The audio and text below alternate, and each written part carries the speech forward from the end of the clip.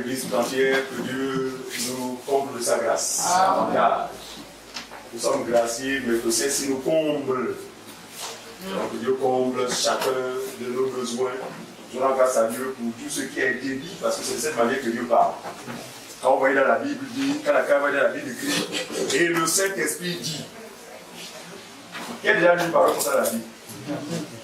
Et le Saint-Esprit dit. Ce n'est pas une voix qui viendrait de quelque part. Écoutez mes enfants. Le Saint-Esprit dit à travers les uns et les autres. Amen. Et c'est à nous d'être sensibles à la voix de l'Esprit. Donc, le Seigneur nous a beaucoup parlé. Je ne sais pas si tout le monde était sensible comme moi. Parce que dans mon cœur, effectivement, j'ai pu trouver une réponse à tout ce qui a été dit là. Je rends grâce à lui. Effectivement, il connaît chacun de nos besoins. Et soyons simplement sensibles à sa voix. Et je voulais nous rassurer, encore une fois de plus, que nous nous aimons tous, nous en tant que nous les anciens. Vraiment rassurez-vous. La seule différence, qu'on n'est pas omniprésent, omnipotent. Sinon, c'est la possible. Vous nous verrez tous les jours chez vous. Mais on est confronté à pas mal d'obligations familiales, ceci, cela, c'est compliqué. Mais nous nous efforçons. Et nous croyons que Dieu nous équipera davantage. Et que nous prions que ce même sentiment d'amour fraternel soit le partage de chacun. Je pense que ça irait sur les boulettes. Voilà. Si chacun de nous est habité par ce sentiment-là, même quand un ancien n'aurait pas appelé X, un frère pourrait appeler X. C'est la même chose en fait. C'est toujours le même esprit. Voilà. Donc, voilà. Comme disait la secrétaire j'ai la confirmation que Dieu veut qu'on parle du mariage de ce mari. C'est une confirmation. Ouais. Et on ne s'est pas entendu. Vous savez qu'ici, il vient de fabriquer. On ne fabrique pas les choses. Voilà. Mais je crois à la volonté de Dieu quant à ce sujet. Et je crois qu'au sortir de là, vraiment, nous verrons des choses différentes. C'est comme on est ici, jusque-là. Nous verrons les choses différemment. Donc, eux, déjà, ceux qui sont mariés, je mets ça comme ça. Évidemment, on leur met des messages audio qu'on pourrait balancer sur WhatsApp. Alors donc, comme je le disais, je pense que le temps est venu, effectivement. Le temps est venu. Je pense que depuis 5 ou 6 ans, nous marchons, n'est-ce pas? Nous marchons, on n'a jamais traité de ce sujet. Mais c'est un sujet qui a toute sa place. C'est un sujet qui est fondamental dans l'Église. Parce que on ne peut pas parler d'église sans ce sujet. C'est ce sujet qui fait de nous église. C'est le mariage qui fait de nous des églises. Église. Par conséquent, il est important que nous sachions ce qu'il en est exactement. Alors que Dieu ouvre nos oreilles, vraiment, que Dieu nous apporte la capacité de comprendre cette foi, cet enseignement par l'esprit. Donc j'avais une connaissance de la lettre de cet enseignement-là sur le mariage, mais par la grâce de Dieu, j'ai pu comprendre les choses différemment et je me rends compte que c'est finalement là-bas la réalité. Ok. On va prendre Matthieu chapitre 18. Le mariage. Non, moi je crois que nous allons, par la grâce de Dieu, assister au milieu de nous des frères et des sœurs qui vont se marier. Amen. Ouais. Ça veut dire que le cas, il y a déjà comme à Chéron, dans l'assemblée, il y a Chéron, il y a qui encore ici à l'assemblée? Annie, très bien. Voilà. Non, il y en aura encore. Et c'est notre souhait. C'est Dieu pour vous montrer l'attitude de notre cœur vis-à-vis de ceux-là qui ne sont pas encore fixés. Je l'assure. Donc, nous avons cela à cœur. À la seule différence que nous ne sommes pas Dieu. Et nous n'allons jamais procéder à des placements. Amen. Comme ça se passe dans les lieux religieux. Loin de là. Nous souhaitons que la chose vienne de deux individus, et voilà, confirmée par la parole de Dieu. Matthieu, chapitre 19, versets 1 à 6. Celui qui a la page, il lit. Matthieu 19. Matthieu 19, 1 à 6. Verset 6. Lorsque Jésus eut achevé ses discours, il quitta la Galilée et alla dans le territoire de la Judée, au-delà du Jourdain. Une grande foule le suivit, et là, il guérit les malades.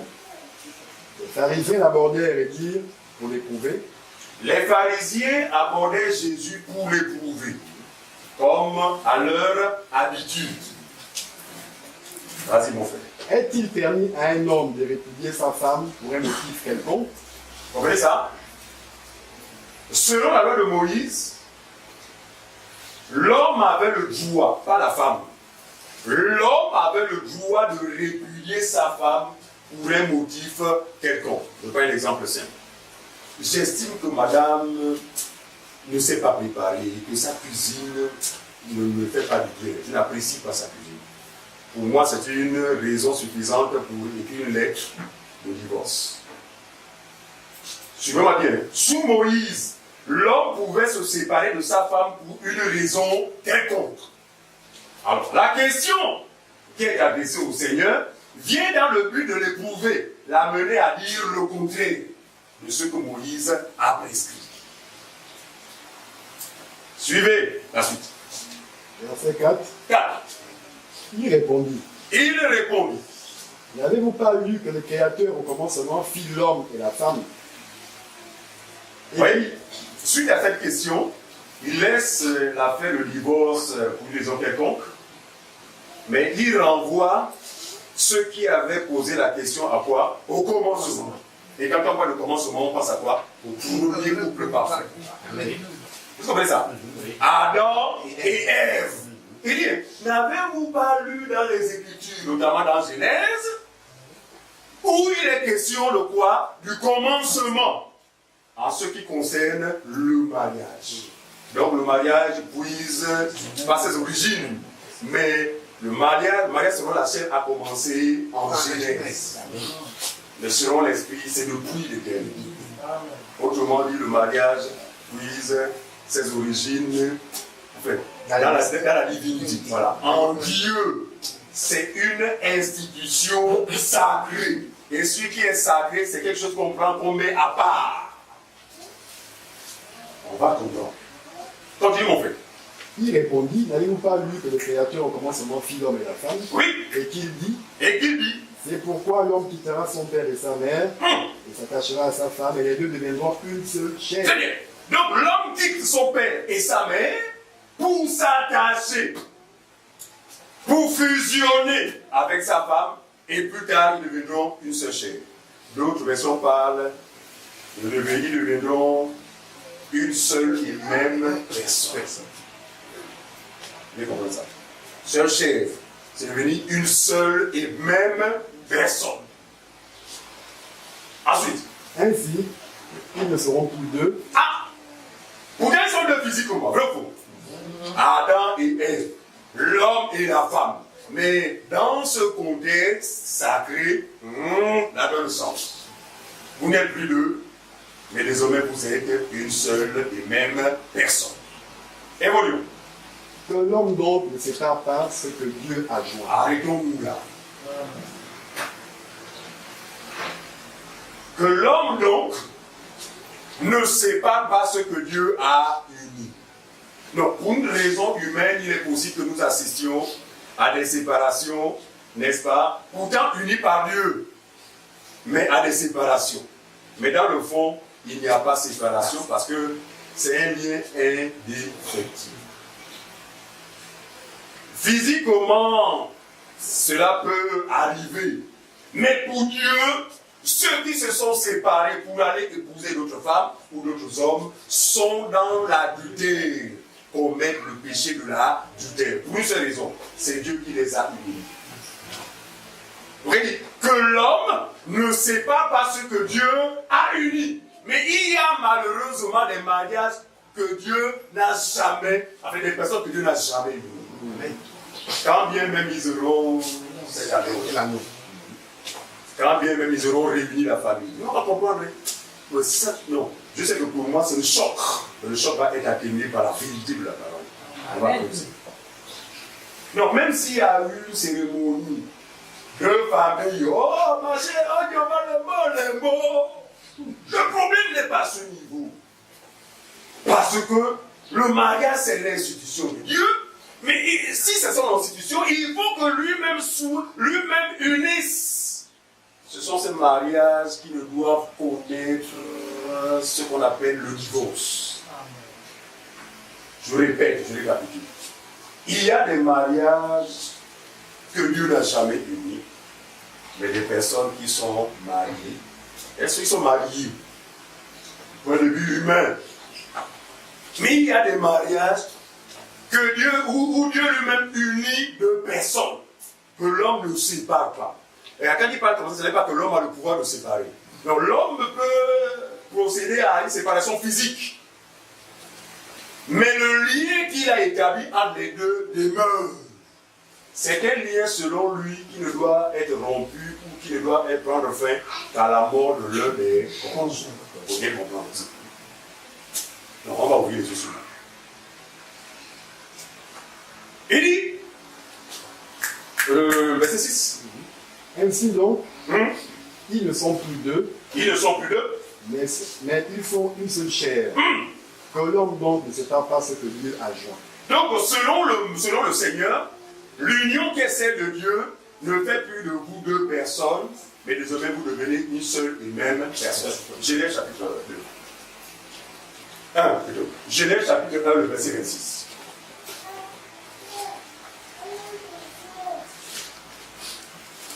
Genèse chapitre 1, le verset 26. On va d'abord s'appesantir sur le mariage, n'est-ce pas? Dont l'union, n'est-ce pas, émane de Dieu et de Dieu seul. Genèse chapitre 1 au verset 26. Oui. Il est écrit, oui, Dieu dit. Oui, Dieu dit. Faisons l'homme à notre image. Suivez, voilà le critère de base.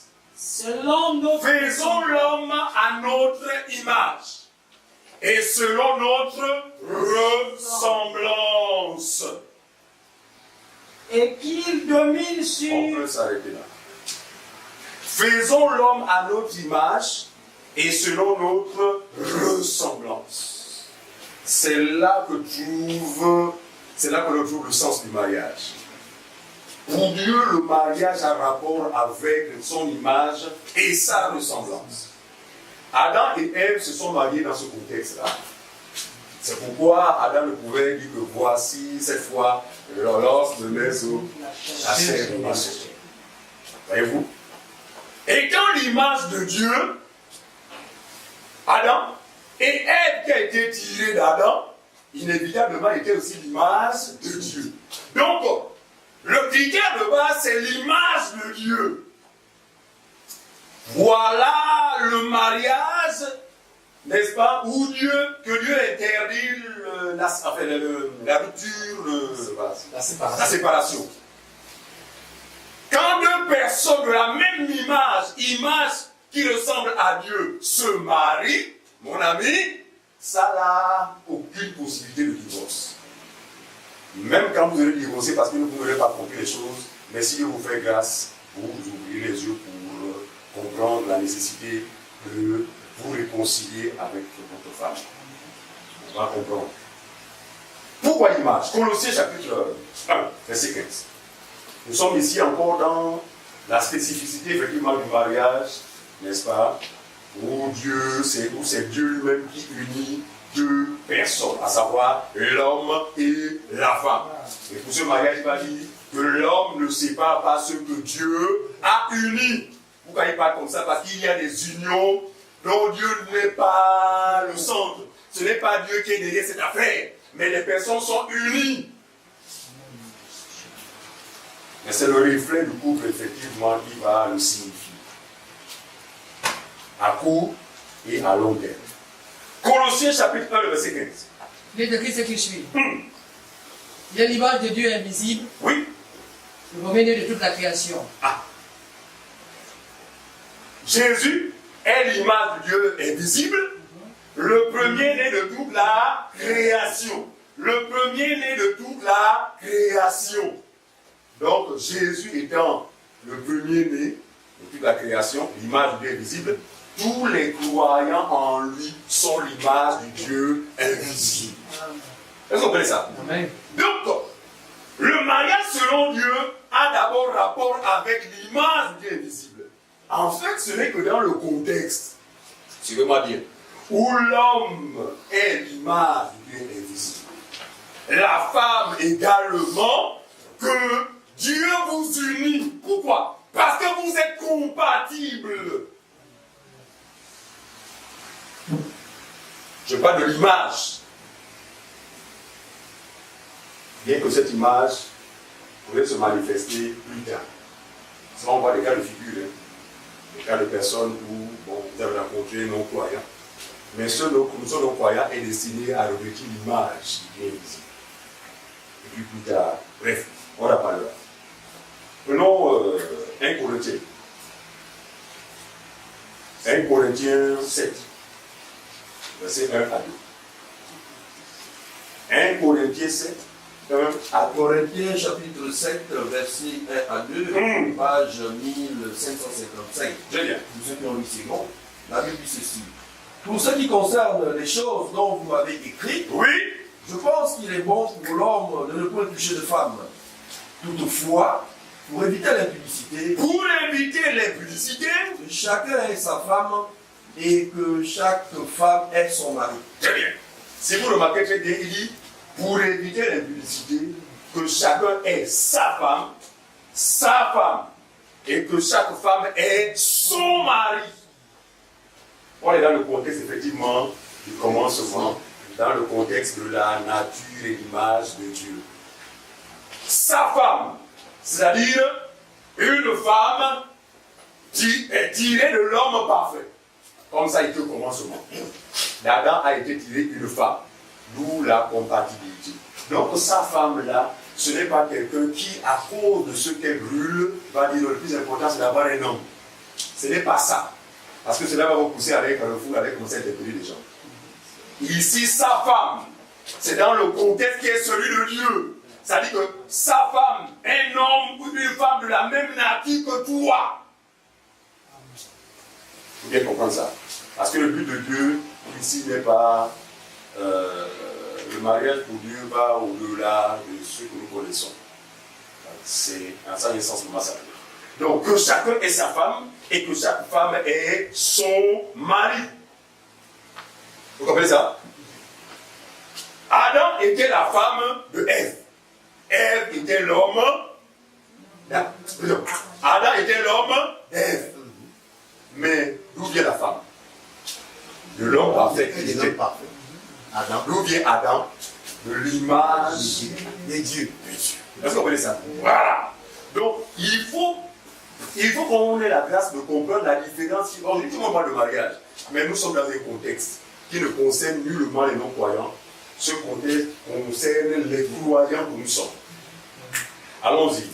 Genèse. Genèse, chapitre 2. Non, 1 Corinthiens d'abord. 1 Corinthiens. 1 Corinthiens 11, on va lire le verset 11 au verset 12. 1 Corinthiens 11, 11 à 12. Donc pour éviter l'impudicité, la fornication, que chaque homme ait sa femme et que chaque femme ait son mari. 1 Corinthiens chapitre 11, verset 11. Oui, Toutefois, dans le Seigneur, la femme n'est point sans l'homme. est-ce que vous pouvez on dit quoi? Toutefois où? Dans le Seigneur. C'est-à-dire en fait, il nous situe. C'est pourquoi je dis, non, n'appelez pas les choses du dehors la mariage. Nous avons eu la grâce d'ouvrir les yeux, de réaliser ce que c'est le mariage. Amen. Voilà, pour Paul est clair, il dit, toutefois, dans le Seigneur, on y va? Toutefois, dans le Seigneur, Oui. la femme n'est point sans l'homme. ni l'homme sans la femme. Très bien. Car de même que la femme a été tirée de l'homme, de même l'homme existe par la femme. Très bien. Tous viennent de Dieu. Très bien. Le contexte est situé. Donc celui qui, n'est-ce pas, pour nous disons une autre, je veux prendre une femme, selon la volonté de Dieu, c'est ta propre sœur. Il faut commettre l'inceste. Je parle des hommes matures. Non. Pour Dieu, un homme marié, c'est un mariage selon sa volonté, c'est un mariage d'inceste.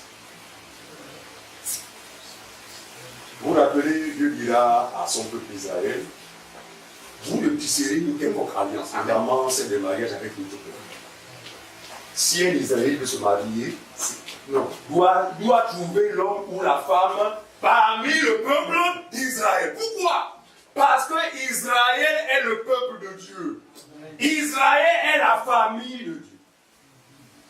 Abraham avait compris ce principe. Lorsque son fils eut l'âge, justement le digne, l'âge de se marier, il envoya le serviteur le plus fidèle chercher la femme pour son fils. Mais où? Chez les Cananéens? Dans sa maison. Dans sa propre famille. Non, ce sont des choses prophétiques. Parce que quand vous ne les maîtrisez pas, quelqu'un va se lever un bon matin. Ah, il y a ma cousine. Il y a ma cousine qui est là, qui n'a pas de mari. Bon, ta cousine qui? Oh, mais la fille de ma tante, la soeur de ma. Voilà! Tu es un aveu, tu seras victime des Écritures. La lettre dit, mais c'est l'esprit qui vit. Dans le Seigneur, on se marie, nous sommes dans l'inceste. Mais un inceste salutaire. Pourquoi? Parce que cet inceste est justifié par la nature unique en son genre, qui est le partage du peuple de Dieu. Ah, l'homme naturel n'a pas notre nature.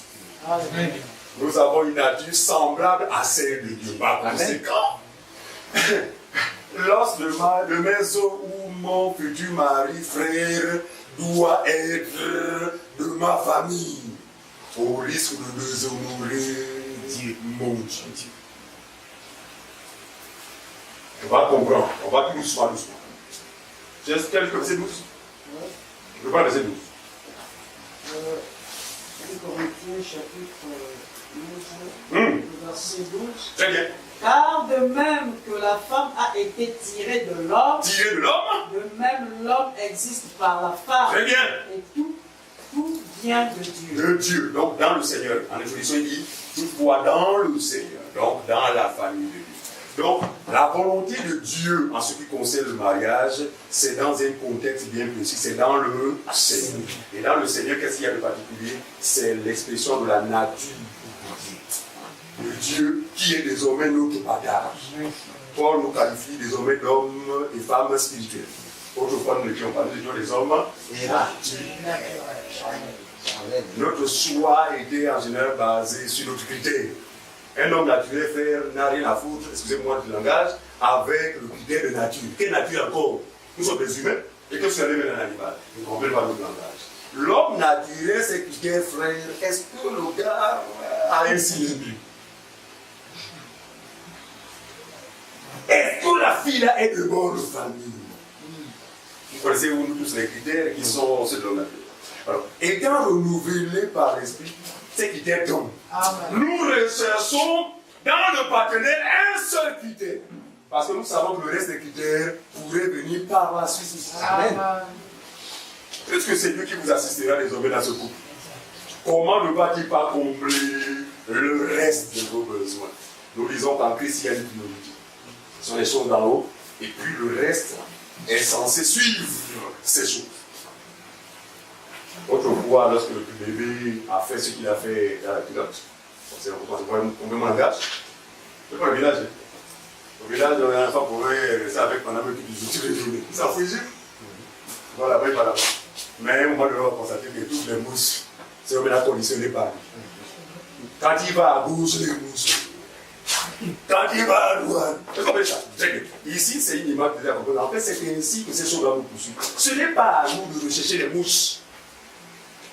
Les mouches, une fois qu'ils ont vu leur intérêt, ils vous suivront partout.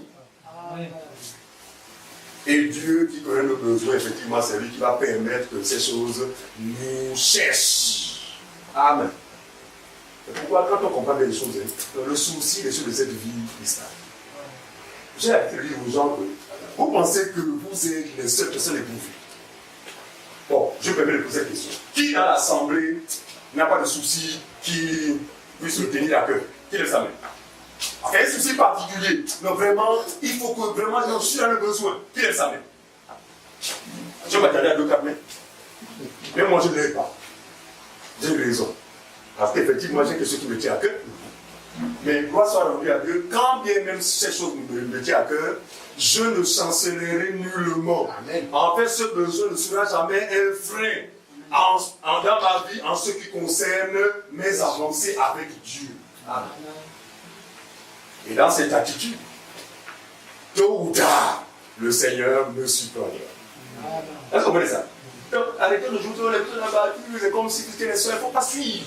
Mais sauf que certains ont eu la grâce de comprendre que, en réalité, je pourrais entretenir les soucis, mais je ne pourrais rendre blanc, mes soucis ne pourront changer la couleur de mes cheveux.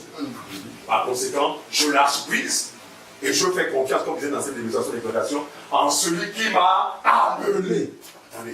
Attendez, vous avez dû appeler quelqu'un pour le plaisir d'appeler. Sans prendre soin de lui?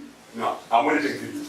Donc, croyons que le même qui nous a appelés et qui connaît parfaitement nos besoins, qui sont des besoins légitimes, nous satisfaire. Satisfaire-là. C'est ça? Comment vous corrigez? Parce qu'on n'est pas des Français. Vous l'avez compris. Ok, évoluons. Nous sommes pour quel passage? 11. Vas-y. Genèse 21. Genèse 2. 21-24. Nous sommes tous dans le contexte de deux personnes unies par Dieu lui-même. Donc, désormais, c'est donné juste des liens indéfectibles qui ne peut être rompu qu'après la mort de l'un des conjoints. Genèse chapitre 2, verset 21 oui, à 24. À 24. Page 11. Alors l'Éternel Dieu fit tomber un profond sommeil sur l'homme. Sur l'homme qui s'endormit. Il prit une de ses côtes et referma la chair à sa place. Très bien. Verset 22. L'Éternel Dieu forma une femme de la côte qu'il avait prise de l'homme. Il l'amena vers l'homme. Et l'homme dit, voici cette fois-ci, celle qui est os de mes os et chair de ma chair. On s'arrête là d'abord. Regardez, ce que l'Éternel fit dans le jardin d'Éden, en ouvrant la côte de l'homme pour en retirer celle de la femme, regardez, cela a eu lieu dans son sens, dans l'accomplissement à travers la personne de Jésus, n'est-ce pas, qui aussi était dans le besoin d'une aide semblable. Sur la croix, le Seigneur Jésus était dans le besoin d'une aide semblable. Et Dieu va plonger le Seigneur dans le même sommeil qu'Adam, c'est moi bien, en vue de retirer l'aide semblable. Non. Quand Dieu a retiré la côte d'Adam, Adam n'a pas les yeux ouverts. La Bible dit, il le plongea dans un profond sommeil. Et celui qui est le vrai Adam va suivre la même démarche. Dieu va le plonger dans un profond sommeil. La Bible dit, il expira. C'est là qu'après qu'il expira, que le soldat romain, suivez-moi bien, au lieu de viser la sagaie du côté du cou, je ne sais pas où, du dos, mais le soldat romain va être conduit par Dieu lui-même à viser la sagaie en direction de la côte de notre Seigneur Jésus-Christ. En vue de quoi? En vue de permettre à la femme d'être enceinte. Amen. Est-ce que tout le monde comprend ça? Amen. Et les gens ont vu l'eau et le sang. Mais pour nous, ça est le sang. Parce que l'eau, c'est la parole. Qui est ensemble, les enfants de Dieu. Amen. Le sang, c'est la vie. Amen. Donc Dieu donne ensemble des enfants en qui il souffle son souffle de vie. Et cet ensemble d'enfants, c'est ce que nous appelons l'Église. Amen. C'est en ce moment que nous sommes la femme de notre Seigneur Jésus-Christ. Est-ce que vous voyez ça? Très bien. Mais quand Adam sort de son sommeil, suivez-moi bien. Adam ne va pas d'abord s'arrêter sur les critères extérieurs. Il dit quoi? Cette fois-ci, voici quoi? Voici celle qui est os de mes os. Quand vous voyez un homme, ce sont les os que vous voyez. Je ne sais pas si vous comprenez. Quand vous voyez une femme, est-ce que vous l'aimez à cause de ses os? Non. Et vous ne voyez pas des os. Parce que si les os sont visibles, vous allez faire des demi-tours. Et quand vous la si les os étaient visibles, c'est un squelette. Parce que quand je l'amenais même dans ma famille, je savais que c'est un sujet de moquerie. Question de qui est-il question dans le rouleau de livre? Le Christ. De Christ. Donc Christ a quitté son père et sa mère. Quand c'est le père de Christ, c'est qui? Vous direz c'est Dieu. Bien qu'il soit lui-même. Bon, bref. C'est au royaume. Pourquoi c'est sa mère? C'est qui sa mère? Marie. Commencez déjà à reprendre les idolâtres. Oh, cette Marie, mère de Dieu. Dieu n'a pas de mère. Aidez les gens à ouvrir les yeux. La mère de Dieu, c'est son royaume. La Jérusalem d'en haut. Donc, effectivement, Jésus a quitté son père et sa mère pour venir nous s'attacher à nous, l'Église. Voilà! Quand quelqu'un a compris ces réalités, même dans le mariage physique, frère, ces réalités vont continuer à se refléter. On va comprendre. Allons dire Romains chapitre 5. Donc, on le met tout dans Matthieu 19. Pour mieux comprendre. Merci Seigneur. Toujours Matthieu 19, mais cette fois, on va lire le verset 7 au verset 11. Rassurez-vous, vous devez l'opportunité de poser le maximum de questions. Quand je sens que là, ça bouillonne. Il faut bien que ça s'explique. Rassurons-nous. Je regrette en même temps l'absence vraiment du plus nombre. Ça, c'est ce qu'on ne regrette pas. Je ne sais plus comment parler. On avance. Vous savez que le peuple d'Israël, après leur sortie, bien que tous convergeaient dans une seule direction, la Bible dit plusieurs sont tombés dans le désert. Est-ce que c'est pour cela que le peuple a cessé la marche? Non. Vous tombez, vous laissez, nous on avance. C'est la même chose aujourd'hui. Matthieu chapitre 19, verset 7. Pourquoi donc lui dire-t-il, Moïse a prescrit de donner à la femme une lettre de divorce? Il se rend compte que le commencement dont le parle Jésus n'a rien à voir avec ce qui se faisait sous la loi. Parce que sous la loi, comme il le dit, on pouvait divorcer de sa femme pour une raison quelconque. Et il dit alors, si c'est le cas, Seigneur, si le commencement, comme tu nous expliques là, mais comment alors aujourd'hui, selon Moïse, la loi nous donne ce à quoi nous assistons? Réponse. Et de la répudier. Pourquoi donc lui dire-t-il, Moïse a-t-il prescrit de donner à la femme une lettre de divorce et de la répudier? Il leur répondit. C'est à cause de la dureté de votre cœur que Moïse vous a permis de répudier vos femmes. Voilà. Donc Moïse ne prescrit pas ça parce que c'est la volonté de Dieu, mais simplement que le peuple qui a transgressé la loi ou le peuple qui est victime du péché, effectivement, en pâtit. Donc après la chute du premier homme, le sens du mariage a été dénaturé. Vous comprenez ça? C'est-à-dire que si aujourd'hui on parle de divorce, on parle d'homosexualité, on parle de bestialité, tout ça là c'est quoi? C'est le fruit du péché, de la désobéissance du premier homme. Mais c'est pourquoi Jésus indique qu'au commencement, il n'en était pas ainsi. Comme pour dire que cette façon de faire n'a rien à voir avec lui. Mais Moïse vous l'a prescrit pour certifier votre état de péché. Vous savez que la loi n'avait pour seul but que de confirmer effectivement le péché qui, n'est-ce pas, était dans l'homme. Voilà le but de la loi. Au commencement, il n'en était pas ainsi. On continue. Oui, au commencement, il n'en était pas ainsi. Très bien. Mais je vous dis, suivez le maître. Celui qui répudie sa femme, il commence à porter une réforme, bien qu'étant sous le régime de la loi. Parce que il ne pouvait expliquer ces choses clairement, mais il apporte néanmoins une réforme. Non pas pour annuler le divorce, mais que cette fois, s'il y a divorce, que ce soit pour une seule raison, et non pour une raison quelconque. Est-ce que tout le monde comprend? Voilà. Il dit, mais moi, je vous dis, vas-y. Je vous dis, oui. Celui qui répudie sa femme, sauf pour infidélité, et qui en épouse une autre, commet adultère. Autrement dit, moi je vous dis, la seule unique raison qui pourrait vous donner de répudier vos femmes, que si et seulement si elle a commis adultère. Beaucoup de personnes mal éclairées, ne comprenant pas les Écritures, continuent à penser que ce passage est d'actualité dans le Seigneur. Quand tu vois là, tu sais, regarde son amant, regarde. Le problème, ce n'est pas ça. Es-tu d'abord toi-même dans le Seigneur? Es-tu dans le Seigneur? Sur quelle base êtes-vous mariés?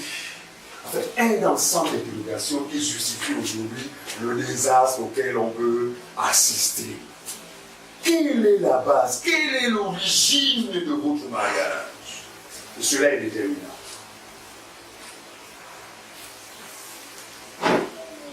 Il dit, on a passé combien? 11 heures. Verset 10 au verset 19. Voilà. Ces disciples lui disent, si telle est la condition de l'homme à l'égard de la femme, il n'est pas avantageux de se marier. Les disciples, moi, se disent, attends, c'est comme ça, moi, c'est dur, donc vous me maintenant être sans mari. D'accord? Mais la chose semble voir, et en fait, le Seigneur le cachait le mystère. Il va le dire, la suite dit quoi? Verset 11, il leur répondit. Tous ne comprennent pas cette parole, mais seulement ceux à qui cela est donné. Tous ne comprennent pas cette parole, sauf ceux à qui cela est donné. Autrement dit, ce n'est que dans le Seigneur qu'on comprend ces choses et aucun de nous ne peut avoir ce langage. Alors, si c'est ça, je ne me marie pas.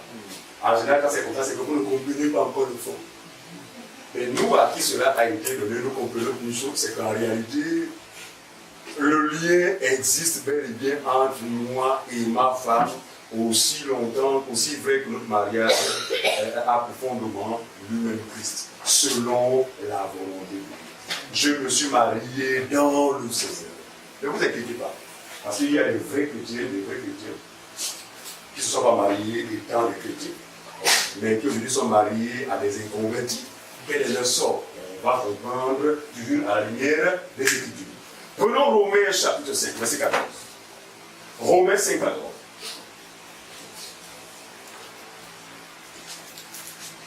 Romains chapitre 5, verset 14. Au verset 14. Suivez. Page 1137. Pour ceux qui ont lu second. La Bible dit ceci. Cependant, la mort a régné depuis Adam jusqu'à Moïse. Ce n'est pas notre sujet. On continue. Même sur ceux qui n'avaient pas péché, par une transgression semblable à celle d'Adam, lequel est la figure de celui qui devait venir. Même ceux qui n'avaient pas péché commis le même acte qu'Adam. N'est-ce pas? Quelle était quoi? La figure. Quelle était la figure? Donc, le Adam du jardin n'était pas le vrai Adam, mais il était la figure de celui qui devait venir. Ça veut dire que le premier Adam étant marié selon le Seigneur et dans le Seigneur, le vrai Adam qui devait venir devait le faire aussi dans le même contexte. Parce que le Seigneur nous a mariés en Dieu. C'est-à-dire qu'il n'est pas allé vers notre peuple, mais il est venu prendre une femme dans sa propre famille. Est-ce que vous comprenez ça? Nous avons tous la connaissance que nous n'avons pas commencé à exister à partir de nos parents. Vous savez, non? Nous étions en Dieu depuis le commencement. Et c'est dans sa famille que le Seigneur est venu chercher son épouse. Cela va se répéter même à travers les époux. Regardez Noé. Alors que prédicateur qu'il était s'évertuait à répandre le message qui était censé préserver le peuple des riches, curieusement, les gens seront sensibles. Mais ceux qui vont se retrouver dans l'âge, nous indique la Bible, Noé et sa famille furent sauvés. Est-ce que tout le monde voit la notion de la famille ici? Très bien. Donc Dieu ne sauve pas tout le monde. Dieu sauve sa famille. Même quand il veut se marier, il ne va pas mettre le peuple. Il cherche la femme toujours dans sa famille. Donc l'inceste, selon la pensée du Seigneur, n'a jamais existé. Pas l'inceste physique. Je veux dire, il y a des faux ministres qui aujourd'hui ont 12, 13, 14 femmes. Et puis, n'hésite pas justement de les exhiber à la télévision. Et quand on leur pose la question, mais comment se fait-il qu'en tant qu'homme de Dieu, vous avez 14 femmes? Il vous ramène chez Samtimé.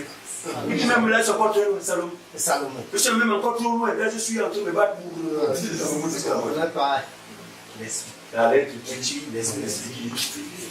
Donc pour nous, l'inceste physique n'a jamais existé dans la Bible. Pourquoi? Parce que nous pouvons comprendre qu'à travers ces soi-disant incestes, c'est le cheminement de Christ qui se faisait. Voilà.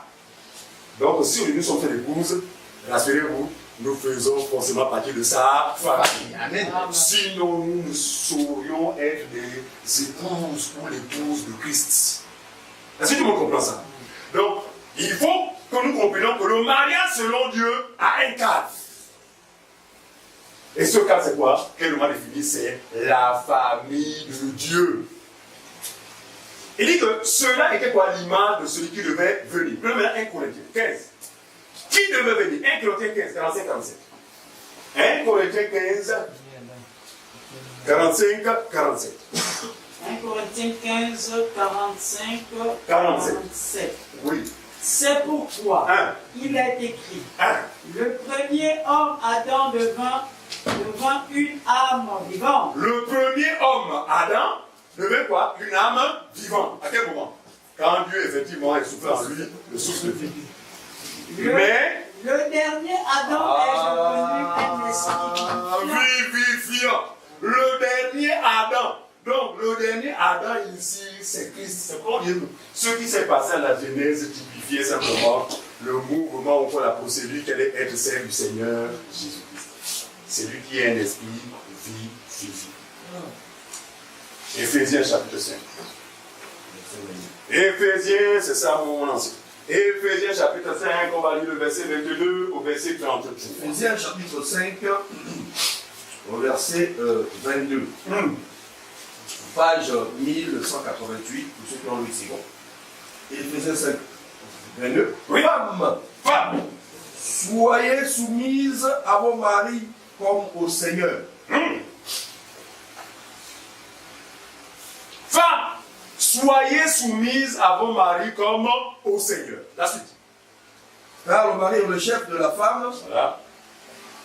Christ est le chef de l'Église, qui est son corps, et dont il est le sauveur. Donc l'ordre est clairement établi. Et comme nous avons l'habitude de dire, Dieu connaît ce qu'il a créé. Il n'y a personne qui va connaître l'être humain plus que celui qu'il a créé. Il va dire ceci. Femmes, soyez soumises. Mais pourquoi Dieu ne voit pas ou ne publie pas d'autres conseils que celui de la soumission qu'on doit de la femme? Il y a bel et bien une raison. Est-ce que les hommes peuvent témoigner? Moi, ceux qui sont mariés peuvent témoigner effectivement de ce fait. Bien sûr, oui. Même sans être marié, vous savez que la femme a un problème, c'est le problème de la soumission. Mais nous rendons grâce à Dieu parce que c'était un problème normal qui est censé attester la nature ou encore la femme naturelle. Parce que la femme qui se convertit au Seigneur, normalement par le régime auquel elle va être soumise, normalement l'homme doit être censé être renversé.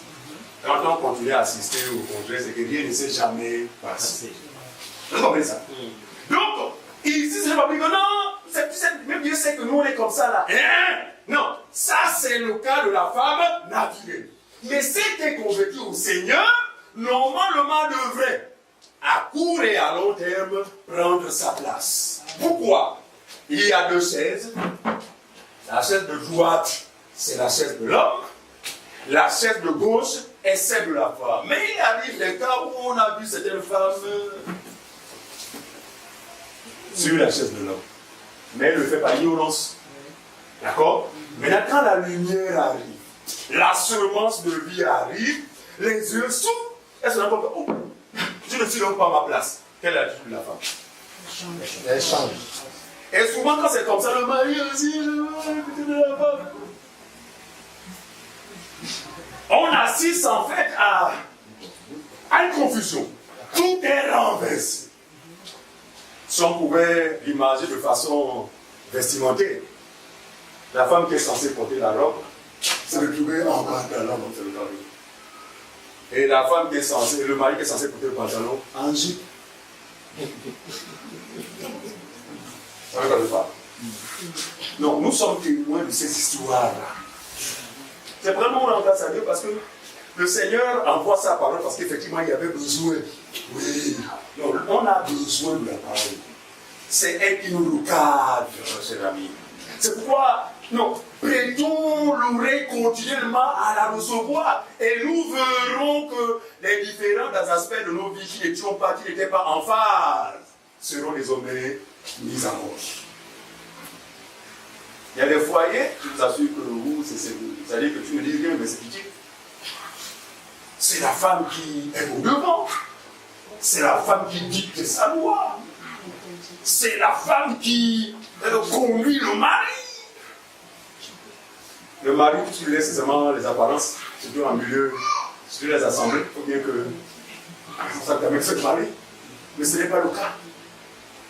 Alors, voyez-vous, quand le couple reçoit la parole, même si les deux n'étaient pas en phase, la parole les regarde tous.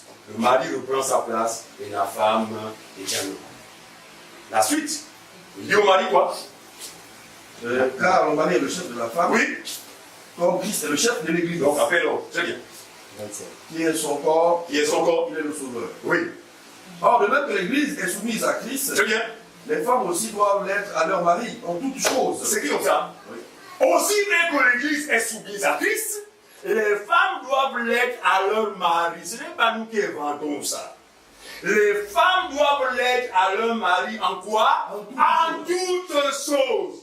Beaucoup de sœurs ont pris blanco à enlever-moi toutes choses.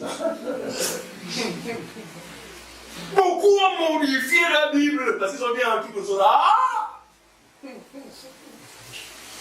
Mais si Dieu avait jugé nécessaire de graver ces choses, parce qu'effectivement il y a un bien fondamental. Mais quand vous enlevez, vous livrez vous-même, vous exposez vous-même, et ne vous étonnez pas de ce qui pourrait arriver. En toutes choses, c'est comme ça. En toutes choses, il y a des femmes qui entreprennent sans même que le mari ne soit au bout. Donc je préfère que cela vienne du monde. Hein? Donc le monde, il n'y a pas de problème. Quelle est leur patasse? Mais tu dis que tu es chrétienne. Tu fais des choses à l'insu de ton mari. Le mari me dit, mais comment tu as fait ça? Regardez. Dieu est celui qui conduit ses enfants. Même quand le mari est ce qu'il est, votre attitude, je suis convaincu de ça, donnera à votre mari une autre attitude. Vous savez que l'homme naturellement n'aime pas se faire des filles. Surtout par les femmes. Ah! Non, c'est naturel, hein? On n'a pas besoin d'être chrétien. Mais en fait, ça ne passe pas de voir une femme maintenant lever le ton sur toi, bien te blâmer. Non, ça ne passe pas. Ça, c'est naturellement. Et ça, c'est la vie qui témoigne. Parce qu'elle est là aussi pour témoigner de la vérité. D'accord? Mais votre attitude. Vous savez, notre faiblesse, c'est. La faiblesse de l'homme, c'est quand on voit sa femme descendre. Ah! Nous serons descendre. Mais quand elle veut monter, mon ami, nous on va dire attention. Je te l'ai appelé l'homme a été créé avant la femme. Voilà. Donc, regardez. Il est possible, je dis ceci, de vivre une harmonie dans le foyer, mais cette harmonie dépendra de la semence de vie. Ceux qui aujourd'hui sont mariés avec nos croyants, vous savez de quoi je parle, que ce n'est pas la joie. Si vous ne craignez pas Dieu, beaucoup auraient bien fait résolution de s'en débarrasser rapidement. Mais c'est la semence de Dieu qui est en vous, qui vous maintient. Or, la volonté de Dieu dans cette affaire, c'est que vous ne viviez pas ce que vous vivez là. C'est réciproque. Ça concerne aussi les femmes. Il y a des femmes aussi qui disent, Seigneur, mais qui vivent avec les maris non croyants, c'est compliqué. Quelle n'est pas la volonté de Dieu? Et vous allez voir que c'est dans le cas où Paul va se prononcer. Je pense que ce qu'il a fait, c'est vraiment poussé par l'esprit. On va comprendre. Allons-y. Tiens, Philippe, est-ce que c'est un jour maintenant? Juste au verset 33. C'est un jour. Ok. Afin de la sanctifier par la parole, après l'avoir purifiée par le baptême d'eau, Très bien. afin de la faire paraître devant lui, cette église glorieuse sans tâche, ni rien de semblable. Éphésiens, on est Éphésiens. On est Éphésiens, oui. C'est. Hein? Non, en descendant, on est un petit d'abord pour On est déjà au verset 28. 28. Éphésiens 5, 28. Alors, descendant. on est sur 33. Très bien. C'est ainsi que les maris doivent aimer leurs femmes comme leur propre corps. Ah! Regardez, tout à l'heure, j'ai donné l'impression que j'étais contre les femmes, mais je vous ai aussi amené. Très bien. Verset 25. Voilà. Je voudrais aussi parler aux hommes. Regardez, si Dieu parle, nous interpelle à ce qui concerne l'amour, parce qu'il sait ce que nous sommes. Amen. Regarde, souvent quand je me dis tout ça, je fais référence à ce que j'étais par le passé. Boulot, bandit, menteur. Mais comme les femmes me fatiguent, ça me reste de mensonge. Vous n'avez pas remarqué ça? Vous qui avez tourné par le passé. Vous savez ça? La femme avec le mensonge. On nous voit. Vous savez que l'homme naturel est un but. Et pour l'atteindre, on utilise de tous les moyens. Et le moyen, c'est souvent quoi? C'est parce que vous savez, la femme à l'oreille, la femme n'a pas la bouche. Vous le savez?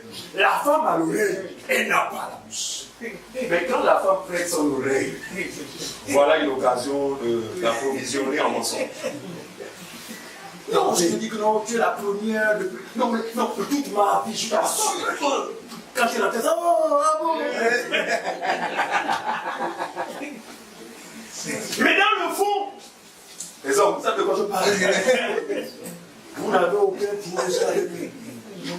Pour vous, c'est simple. Ah! Souvent, c'est souvent lorsqu'on a un but à atteindre, bon voilà, on sait qu'on sait là, bon, elle est comme ça. Et elle pourrait m'aider.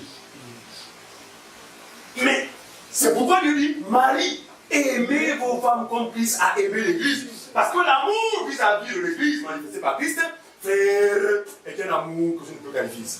Ah non, il n'a rien cherché en retour. Un amour désintéressé. En réalité, c'est cet amour qui devrait être visible dans les couples chrétiens, où la femme est née de la parole, le mari est né de la parole. Donc, vous, même si au départ, votre amour était basé sur le matériel, la parole vient chasser, vient renverser tout ça. Désormais, c'est quoi? Vous êtes dans le contexte de Dieu qui prend du plaisir à donner sa vie sans rien en recevoir. Est-ce que tout le monde comprend?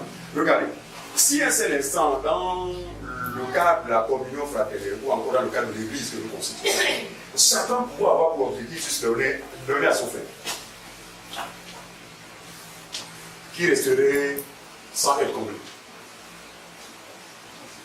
Parce que, moi, il faut que je donne la Fabrice. Je donne la Fabrice de mon amour. Mais le frère syriaque est dans la même optique. Pendant que je donne, moi je dis, est-ce que ça? Mais cette affaire-là qu'on nous a présentée, c'est comme si l'amour c'est pour les anciens. Nous devons tous nous souvoir d'eux. Or, dans la réalité, tous rachetés au même prix, nous sommes tous au même pied d'égalité. Nous avons besoin les uns les autres d'un amour manifesté par un frère et une sœur. Même un simple appel fait du bien. Cela rassure pas vraiment le frère vraiment même. Oh la sœur même. Est-ce que ça? C'est réciproque. C'est pourquoi pour ceux qui étaient là mercredi, on a insisté sur la notion des uns et des autres. On a vu que même en ce qui concerne, et je rends grâce à Dieu, merci Seigneur.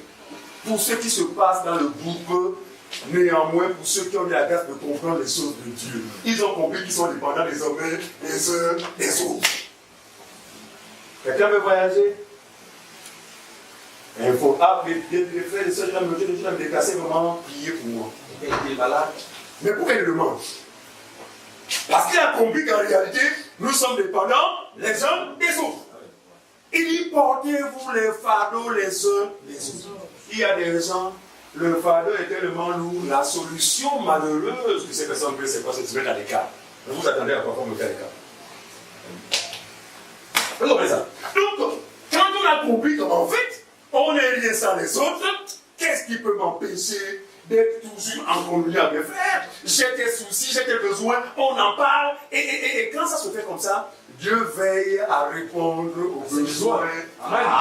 Amen. Amen. Et Dieu est au courant de ce qui se fait. Il sait que tu as des besoins. Mais lui n'a plus le temps de descendre sur tes venir pour te parler comme ça. Je chante souvent les gens quand je dis que Dieu est celui qui a rendu son corps autonome. Le corps marié, je vous ai tout donné les livres là. C'est pas ça de parler. En réalité, on n'est pas toujours la mesure où il met la tête. Mais c'est pour dire que n'attendez pas une voix qui viendra à 2h du matin. Oh, et Francis, oh, je t'aime, Dieu ma fille. Et vas-y. Celui qui va entendre Dieu, il l'entendra autrement qu'à travers les frères et les sœurs. Quand on a compris comme ça, on est libéré. Est-ce qu'on fait ça? Au départ, je disais que quand on va dans l'Écriture, et le Saint-Esprit dit, mettez-moi à part. Paul, vous pensez que c'est quoi? Une voix qui a suivi comme ça dans l'assemblée. Mettez-moi à part. C'était Maïfélu ce qui a prophétisé. Le Saint-Esprit dit. Parce que quand quelqu'un prophétise par le Saint-Esprit, ce n'est pas la personne qui parle, mais c'est Dieu qui parle. Amen. Une parole de connaissance qui sont dans l'assemblée comme ça. Mais c'est ainsi que s'exprime le Saint-Esprit. C'est pourquoi on a dit qu'on n'en a pas besoin, vous n'attendez pas forcément quelqu'un qui est en transe pour dire des choses. Parce que quand quelqu'un commence à entrer en transe, commencez à vous méfier. C'est l'ennemi de cette personne. Dieu n'a pas besoin de vous plonger dans les transes pour parler à son peuple. Parce que le peuple qui est inscrit sera même déphasé. Est-ce que le Dieu ne va pas comme ça? Non. La prophétie se fait naturellement. Vous avez à cœur de prophétiser, levez votre main. L'ancien ou les anciens vous donnent la parole. Allez, prophétisez. Vous n'avez pas besoin de. Mais je crois. Donc, il y a comme une parole. Et comme voilà. Et l'église qui est là, qui écoute et qui examine, dira Amen. Et toutes les prophéties se doivent d'être examinées. Attention. Parce qu'à côté de ça, il y a aussi Papa qui veut profiter au nom du Seigneur. Mais nous allons vous l'attraper. Aussi longtemps que nous sommes dans la lumière. Évoluons. Verset 28, c'est ainsi que les maris doivent aimer leur femme comme leur propre corps. Celui qui aime sa femme s'aime lui-même. Mon frère David, est-ce que nous comprenons ces choses? Je sais que tu aspires. À moins que tu me dises que tu as reçu la même casquette folle. Amen. J'aspire. Amen. Donc Dieu prépare, il dit, c'est ainsi que les maris doivent aimer leur femme comme Christ a aimé l'Église. Parce que celui qui aime sa femme de la sorte, aime son propre corps de la même manière. Et quelque part dit, qui d'entre vous a déjà haï sa propre chair? Voilà, vas-y. Car jamais personne n'a haï sa propre chair. C'est bien. Mais il la nourrit et en prend soin. Merci Seigneur. On a vu que de deux au départ, à la fin, vous devenez un. Le un a un rapport avec la nature de Dieu. Vous êtes croyant. Vous vivez avec un homme croyant. Vous n'êtes pas un. Mais vous êtes marié. Respectez ce monsieur. Vous comprenez? Non, c'est votre mari. Mais vous n'êtes pas un. Autrement dit, vous n'êtes pas dans le contexte qui est celui du mariage que Dieu a uni. Le un a rapport, je répète, quand on parle de un, ce n'est pas parce que vous allez ensemble. Le un, c'est quoi? C'est même nature. Voyez-vous que l'Église et Christ, les hommes sont compris même plante. Ouais. Vous tenez les deux entités, Christ d'un côté et nous l'Église. Mais le mystère est tellement fort que maintenant nous devenons maintenant un. C'est fort, hein? Voilà. Le un à cause de quoi? N'est-ce pas à cause de la même nature? Très bien. Voilà. Le sens de un, ce n'est pas une affaire de Chanel. Chanel ne m'a pas là, c'est jamais un. Pour preuve quand un meurt, est-ce que l'autre parle? Non. Voilà, avec comme ça. Il y a des gens qui disent non, mon frère, pour que je me marie, il faut que ce soit vraiment l'anse de mes os. Il faut que ce soit la femme qui soit attirée de moi. De ma porte. Et beaucoup de personnes ont perdu du temps dans un choix minutieux, bizarre, pour le chercher. Il faut que ce soit celle qui a été tirée, comme si c'est eux qui étaient Adam. C'est vous, Adam? Non. Je dis, les hommes là, c'est vous, Adam? Non.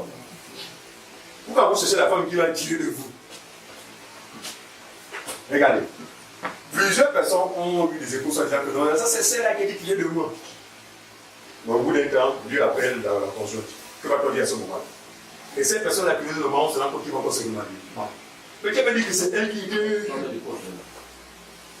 Est-ce que tu comprends? Non. Tirer l'âme, c'est pas, ne voyez pas de façon charnelle. C'est tout en rapport avec la nature. C'est tout. Non, il faut que le partenaire, ou encore pas le partenaire, le conjoint ou la conjointe soit de garde. Les hommes et les femmes. Est-ce que vous comprenez ça? Continuons. Verset 2. Toutefois, pour éviter l'impudicité, chacun est sa femme et que chaque femme est son mari. On a expliqué ça. Effectivement, dans l'assemblée, pour les hommes, on brûle toutefois pour éviter la fornication, pour éviter l'impudicité, que chacun ait sa femme. Donc, sa femme, ça là, ce n'est pas comme on va voir, c'est qu'elle est tirée de manteau. Un frère, une soeur, le même père et le même mère que toi, pourvu que vous vous accordez. Les soeurs, lorsqu'un frère vient avec vous, dit oh non, j'ai rêvé, moi j'étais dans un champ. Tu avais la peine, moi j'avais la honte. Venez vers nous. On va réfléchir sur faire. Lorsqu'un frère vient avec vous, oh non, frère, j'ai tenu nous voir, oh, Sabi. Apprenez-nous ce faire ici. Regardez, soyons simples. L'évangile, c'est visiter vous dire, attendez. Vous aimez un frère et une soeur. Attention, sachant que vous êtes vous-même déjà assis. Parce que on est dans le cadre de les vraies choses. Donc assurez-vous que vous êtes vraiment dans le Seigneur. Et assurez-vous que la soeur, celui qui vous avez le regard, elle est également. Mais pas naturellement. Ah, c'est. On a compris les choses de Dieu. On a compris que là, la marche là, c'est pas la blague. Est-ce que tu penses qu'on peut marcher ensemble? Et qu'il n'y a plus des heures là pour moi. Oh non, mais tu sais. Après, tu veux imaginer, tu es des salles d'Ecclésiaste. C'est quoi ça? Quel est ce signement là? Mais simplement parce qu'on nous a toujours enseigné d'être toujours bon, se faire passer pour des super spirituels. Ah! Vous voyez la vérité. La spiritualité, c'est ce que vous êtes devenus en Jésus. Par conséquent, tout ce que vous allez entreprendre, le Seigneur sera avec vous. Il vous guidera. Est-ce que tu m'en comprends ça? Plus de mystification. Oh, tu sais, frère, je vous ai baptisé. Non, mais non, il y a une aigle, il y a le son d'un aigle qui a retenti. Non, on n'a pas besoin de ça. Clairement, est-ce que tu penses qu'on peut s'accorder? Parce que deux personnes ne peuvent être ensemble si. Vous comprenez ça?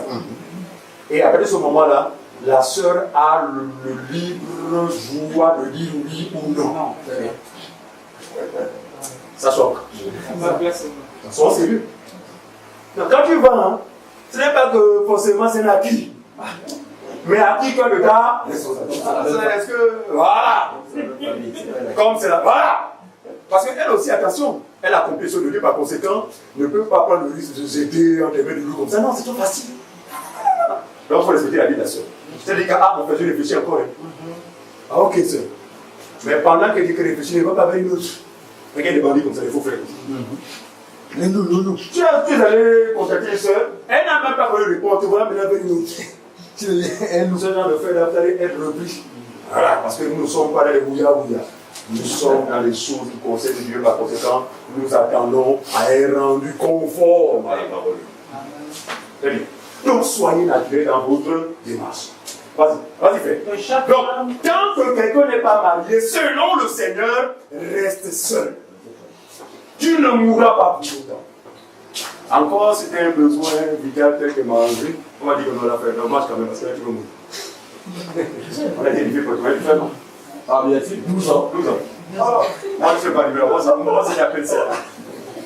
Ah, vous êtes fort. Ah, c'est même pas du tout fort. En fait, c'est quoi? C'est un mystère. J'ai compris ça. C'est un mystère. Parce que vous n'avez même comme ça, vous n'avez même compte, la façon des années sont passées, mais comment j'ai fait? Ah! Dieu, c'est un mystère. Dieu est en vous. Il sait ce à quoi il bouge un peu. Et comme vous avez dit, Dieu a tout dit. Si on a été sensible le matin, ah, mon Dieu, que de consolation. Seigneur, nous soyons en paix. Que cela ne vous trouble pas. Que cela ne freine pas votre élan dans le service, parce que nous sommes appelés pour servir Dieu. Amen. Il faut bien comprendre ça. Que cela ne soit pas pour vous une occasion de chute ou un frein. Pour ceux qui se sont dit, bon, le plus important, c'est, comme je suis au premier but là, que j'ai le moins de vous. Vous avez obtenu. Ce que vous ne savez pas. En échange de ce que vous pourrez, soi-disant, recevoir, c'est des affres que vous subirez à court et à long terme. On a parlé de ça ici. Celui qui pêche contre son propre corps, forcément subit les conséquences. Les conséquences qui ont rapport avec votre corps là. Beaucoup de personnes se demandent, oh, moi je suis malade, on prie pour moi, non, prie pour moi. Est-ce que vraiment il ne t'arrive pas de te livrer à ces choses-là qui donnent accès justement à la chicotte de Dieu? Parce que là, ce ne sont pas les démons. Mais c'est Dieu qui frappe parce qu'effectivement, tu souilles son temple. Sa volonté, c'est que tu te conserves pur jusqu'à ce que Dieu t'ouvre les yeux. Est-ce que vous comprenez ça? Et par ignorance, on a fait des choses et tout ça. Bref, mais l'ignorance sur laquelle nous comptons, nous sommes désormais dans la vie. Quiconque est né de la parole est censé être dans cette disposition. Avançons. Que chaque femme ait son mari. Voilà, on a dit son mari. Non, son mari, c'est qui? La famille, n'est-ce pas, non? Voilà, ensuite. Que le mari rende à sa femme ce qu'il lui doit. Très bien. Et donc, que la femme agisse de même envers très son bien. mari. Ça a rapport avec différentes responsabilités. Avec la femme et responsabilité du foyer, le mari de même. Il n'est pas question d'autre chose. Ensuite. La femme n'a pas d'autorité sur son propre corps. Vous comprenez ça? Ça, c'est même dans le cadre que nous connaissons. C'est pourquoi, l'été était assez imaginé bien voulu que les femmes mariées, toutes les femmes soient là, afin de comprendre la pensée de Dieu.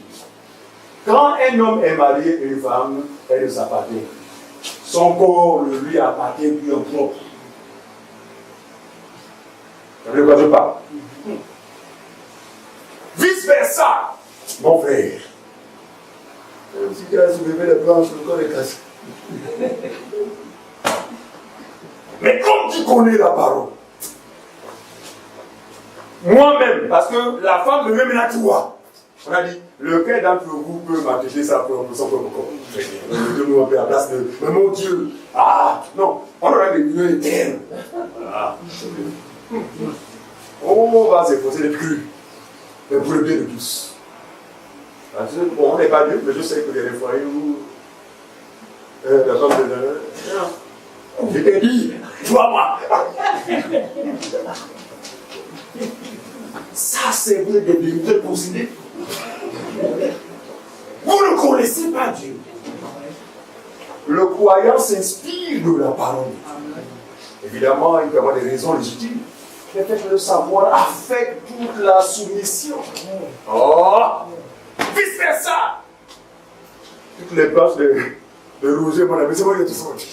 Ah, que là, écoute, je parle clairement, simplement. Ah, c'est automatique. Même la jeune madame me dit mais quand même, elle croit là. À qui voilà le mensonge?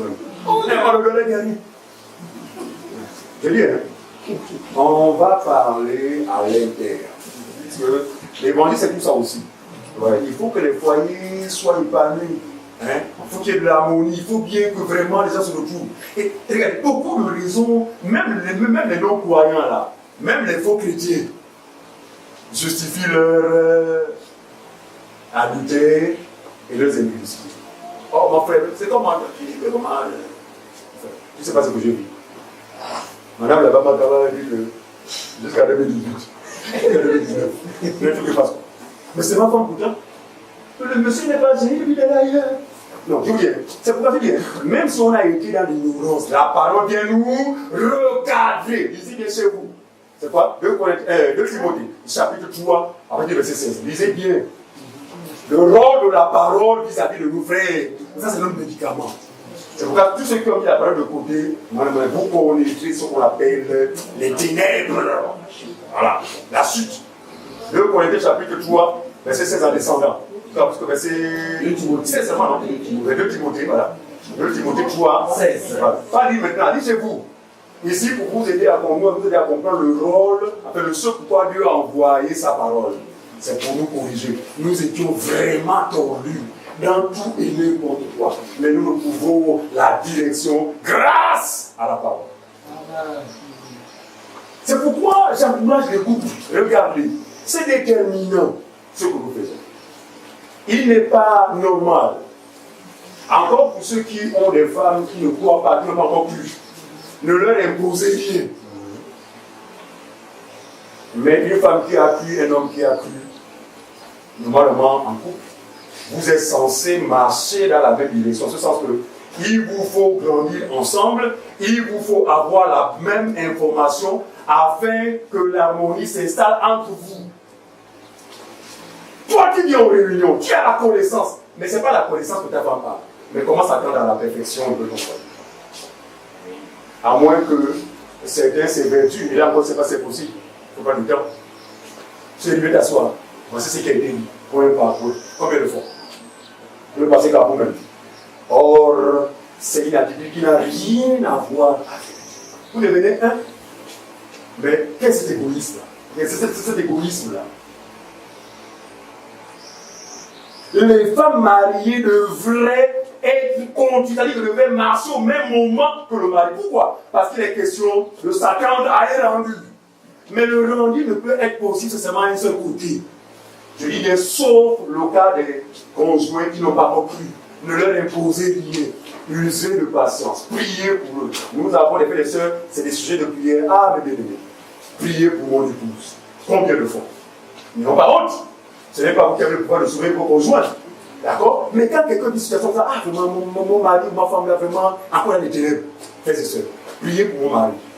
Il s'appelle comme ça, comme ça, comme ça, comme ça. Il sait avec le temps. Est-ce qu'on fait ça? Mais j'ai dit ceux qui se réclament être de Christ. Qu'est-ce qui peut justifier cette démarche-là où la parole ne répond que non, ils ne sont pas nés de Christ. Être né de Christ, c'est être né de la parole.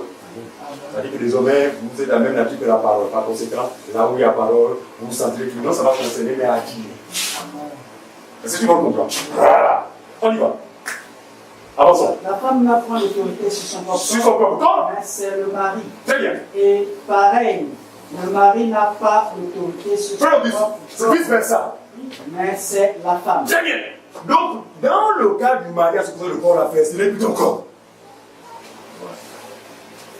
Femme, dans le cas du mariage, ton corps n'est plus ton corps. Désormais, mon corps appartient à ma femme. C'est. Est-ce que vous comprenez ça? Voilà ce que dit Dieu.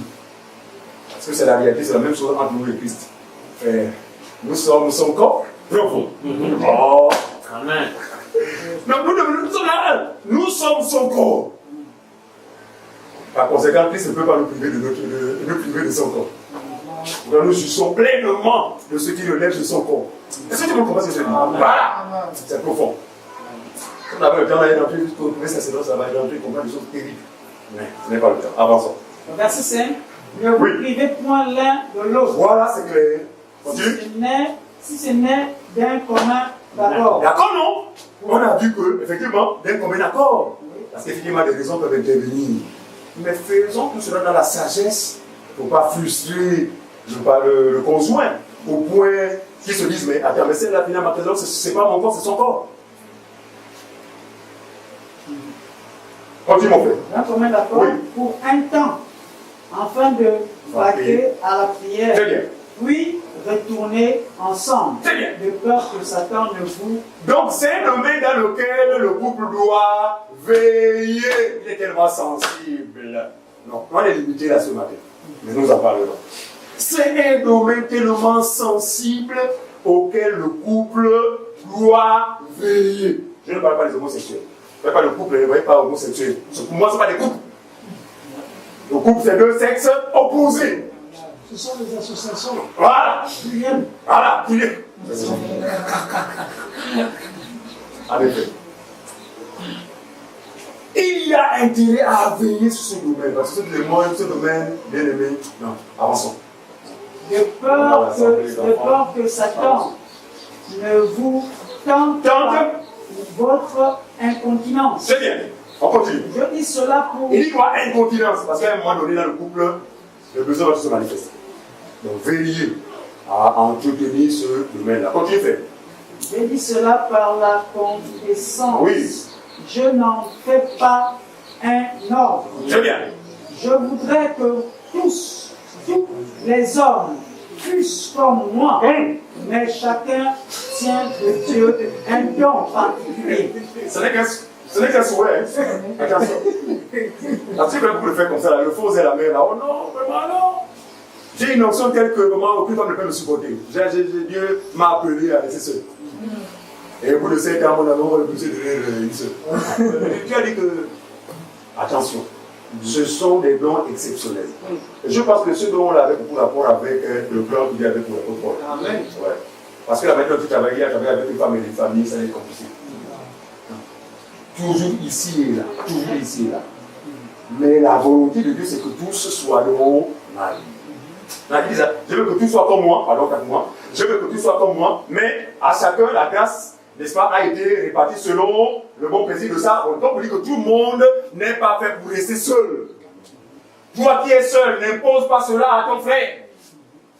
Toi, la sœur qui se sent bien en étant seule, ne l'impose pas à ta sœur. Est-ce que tout le monde comprend ça? Mais à chacun, effectivement, une disposition particulière, n'est-ce pas, est déposée. Ensuite, Dieu a donné particulièrement les uns d'une manière d'autre. C'est clair. Avance. À ceux qui ne sont pas mariés, aux veuves, je dis qu'il leur est bon de rester comme moi. Comprenez ça?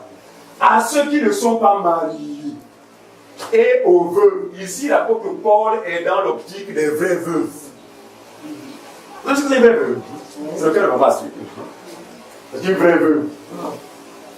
Parce qu'en effet, après le départ de son mari, elle est restée comme elle. C'est le cas de ma mère aussi. Ma mère, mon père a été le premier mari de ma mère. Et depuis qu'il est mort, depuis 1994, ma mère, ce sont des vraies veuves. Donc, en qui la volonté des choses du monde de son point. Il dit aux veuves, mon avis, c'est qu'il est bien que vous soyez comme ça. Vous savez qu'en général, c'est toujours les veuves qui ont des grands enfants, vous savez de quoi je parle. Celui que vous allez les soulever ne sera pas forcément le bienvenu. Parce qu'il y a des hommes calculateurs. Oh, la veuve là est heureuse. La veuve heureuse. Son mari a beaucoup de bien. Et les enfants, comment ça crée? Il ne faudra pas cadeau à ce monsieur. Donc, pour éviter toute confusion, il est mieux de laisser. Maman, n'est-ce pas, il ne s'est pas du bien de laisser seul. Avec ses petits-enfants, ses enfants. Oh là là, libre complètement. Au service du Seigneur. C'est bonheur. Bonheur. Donc, la même attitude doit être le partage de ceux qui ne sont pas mariés. Restez seuls. Jusqu'à ce que c'est écrit comme ça. Restez seuls. Pas de petit ami. Nous sommes dans la pensée du Seigneur. Petit ami, même c'est quoi? Petit ami, grand ami. Ami, c'est de là. Ok, puis, oh, c'est mon petit ami. C'est quoi ça? C'est la place pour le côté là. S'il n'y a pas de petit ami. Très bien. On a fondamentalement des frères et sœurs, et puis plus tard, une épouse ou un époux. Point barre. Un fiancé ou une fiancée. Un proposé ou une proposée. Parce qu'il faut la distinction de ces trois étapes-là. Non. Une sœur à qui tu as demandé la main qui t'a dit lui n'est pas systématiquement ta fiancée. Elle le deviendra effectivement lorsque tu es là avec ses parents poser un acte responsable, petit soit-il. Petit soit-il. Dès ce moment, on peut considérer comme étant fiancé. Et là, effectivement, il est enseignement approprié pour entretenir ces relations.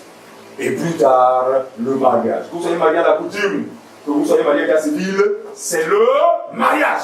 Amen. Il y a un faux docteur qui est venu dans ce pays qui a fustigé tous ceux qui étaient mariés à la coutume, estimant qu'ils étaient dans le péché, ils n'étaient pas mariés. C'est de la bêtise. Dès lors qu'on parle de mariage, c'est mariage. Maintenant, l'état civil, vous savez que nous sommes régis par les lois. Mon Dieu, comment avoir épousé une sœur du point de vue, voilà, auprès de ses parents et ne pas aller vers l'officier civil? C'est juste d'aller vers l'officier civil parce qu'effectivement, nous jouissons d'un certain nombre d'avantages. Nous sommes dans l'administration. Un homme marié, attention, ça n'est pas du tout. Bref, sans compter les enfants, vous êtes couverts par ce que vous pouvez. Donc c'est juste, d'accord? Donc, on peut commencer par l'état civil, ou les mérites, c'est selon que Dieu vous le met, considérant que l'état civil, comme le mariage coutumier, c'est le mariage. Mais ce qui est fondamental, c'est d'honorer les parents de cette femme, pour nous les hommes. On ne paie pas depuis ça. On est les ne sont pas tombés du ciel. Ils sont mis au bon par des parents, qui effectivement aussi, ce n'est pas facile. C'est vrai qu'on se rend compte de l'ampleur de ce qu'on appelle l'éduquer l'enfant. Papa, c'est les payés. Papa, je vais le payer, on s'en fout. On n'a pas besoin de papa. Est-ce que papa le paie ou pas? Le paie, c'est que nous, on veut manger. Et papa s'est vêtu, il fallait. Mais c'est maintenant qu'on est passé les deux, dire, ah, Seigneur, vraiment, non, nous n'avons qu'à ce que nous parlons. Les parents, que le Seigneur vraiment vous fasse davantage de grâce. Ouais, nous réalisons aujourd'hui, je vous assure. Ouais, vous avez beaucoup fait pour nous. Et nous vous devons honneur. Amen. Nous détruisons la fausse doctrine aujourd'hui qui consiste à se liguer contre ses parents, à maudire ses parents, à jeter le feu à ses parents, à attirer ses parents, soi-disant à travers des nuits de carnage, de sorcellerie. Oh, les enfants, Yann, petit Yann, il faut honorer maman. Hein? Honorer papa. Même nous les barbus, là, qui encore s'en met vivant, oubliez son père. Continuons à honorer. Moi, je vais expliquer maman. Mais je vais le honorer jusqu'à la fin. D'accord? Et à nous qui sommes mariés, vous savez qu'on a marié des deuxièmes mamans, non? Hein? Qui va le comprendre, non? La belle-mère, c'est maman. Elle est pour le beau-père, c'est papa. Est-ce que vous comprenez ça? Très bien. Donc la volonté de Dieu, c'est que nous honorions nos parents. Et de là découle des grâces particulières. Amen. Beaucoup de personnes n'ont pas fait la différence entre la grâce, qui est le partage de tous les croyants, et les grâces. Nous allons enseigner là-dessus. Avançons. Au verset. Donc on a fini avec le cas des veuves, donc les vraies veuves, les mamans acides, et les frères et les sœurs qui ne sont pas mariés. Donc selon le Seigneur, pas de petite amie. Verset 9. Très bien. Mais s'il manque de continence, il se marie, car il vaut mieux se marier que de brûler. Très bien. Mais qui se marie, car il vaut mieux de se marier que de brûler. Regardez, si ça concerne les dehors, c'est trop facile. Donc le mot de passant, quand je vais me marier, je ne brûle. Tout ça, tout se passe toujours à l'intérieur, sur ma Bible. Mais sans perdre de vue les critères qui sont fondamentaux. La nature. Il faut veiller sur ça, vous assurez. Parce que quand on passe outre de ça, vous verrez, les vidéos vont parler d'attraper. Donc, au lieu d'avoir le sujet dans le foyer, ça va être continué mal de pleurs. On a vu des gens qui sont entrés dans le foyer, bien modérés. Au bout d'un an, ça risque de séquelles. Pour quelle raison? Simplement que ce n'est pas la joie. C'est tellement que le choix n'a pas été soit. Je vous assure que beaucoup de personnes regrettent. Et donc, ça d'aller pour le même de dire, ah Seigneur, pourquoi ne pas enlever ce dernier? Ou cette dernière? J'en ai marre! Mais, c'est vrai, Dieu est sensible à tout cela. Dieu tient à ce que ses enfants soient en paix. Et le même Dieu est capable de faire des choses bizarres. Et là, c'est ce que nous dit. Non, nous ne souhaitons pas pour autant. Là, ce sont les dispositions de Dieu lui-même. Ah, ça n'engage que lui. Et il sait pourquoi il le fait. Et voyons. Au verset 10. Oui. À ceux qui sont mariés, oui. j'ordonne, non pas moi, mais le Seigneur, que la femme ne se sépare point. Ne se sépare point de son mari. Très bien. Ici, pas de quel type de mariage? Le mariage que Dieu, le couple que Dieu a uni. À ceux qui sont mariés dans l'église, dans le Seigneur, que la femme ne se sépare point de son mari. Ensuite, si elle est séparée, qu'elle demeure sans se marier, comprenez bien. ou qu'elle se réconcilie avec son mari. C'est là où il faut parler de lien indéfectible. Effectivement, il est possible qu'une situation compliquée arrive au point où les deux conjoints se retrouvent séparés. Le corps. Mais ça n'autorise pas à l'un des conjoints d'entretenir une relation quelque part. Parce que vous êtes mariés. Et si cela se fait, vous êtes dans l'adultère. Je dis, hein, et l'adultère et la fornication, les conséquences sont évidentes. Il ne faut pas se leurrer, hein. Il ne faut pas confondre le salut. On est sauvé. Mais je dis, hein, dans cette façon de faire, vous récolterez des choses qui ne sont pas souhaitables. Je dis, hein, non, ce n'est pas nous qui inventons. Si Dieu en parle, c'est pour nous tout dire. Afin que ceux qui avaient le cœur plongé, afin que ceux qui se trouvent dans cette situation arrêtent immédiatement. Parce que vous ne vous faites pas du Dieu. Vous êtes en train de vous auto-détruire sans que vous le sachiez. Rassurez-vous qu'on peut être sauvé, mais tout en finissant sa vie complètement détruite. Ou même sa vie physique complètement détruite. Suite à des principes qu'on n'a pas pu, n'est-ce pas, considérer. Sauvé, mais détruit. Le jeune homme à l'église de Corinthe a commis ce que nous connaissons. Avec la femme de son père, il y a l'audace d'aller avec la femme de son père. Comment les anciens ont suivi un tel scandale. Ils ont livré ce dernier, ils ont livré le corps de ce dernier à Satan. C'est-à-dire que jusqu'à sa mort, ce père a connu des situations compliquées dans sa chair, bien qu'il ait été sauvé. Est-ce que vous comprenez ça? Mais je ne pense pas que quelqu'un d'entre nous fait aspirer par la bonne santé. Mon Dieu, santé sans laquelle même aller prêcher l'évangile, c'est compliqué. C'est compliqué. Donc, celui qui a des oreilles pour entendre. Je regarde l'éducation. Si c'est Dieu qui nous a appelés, soyons dans le repos. Il nous accordera à l'homme selon lui, la femme selon lui. Mais soyons patients. Pendant ce temps, éverdions-nous dans le service. On a une réunion générale. Servir le Seigneur.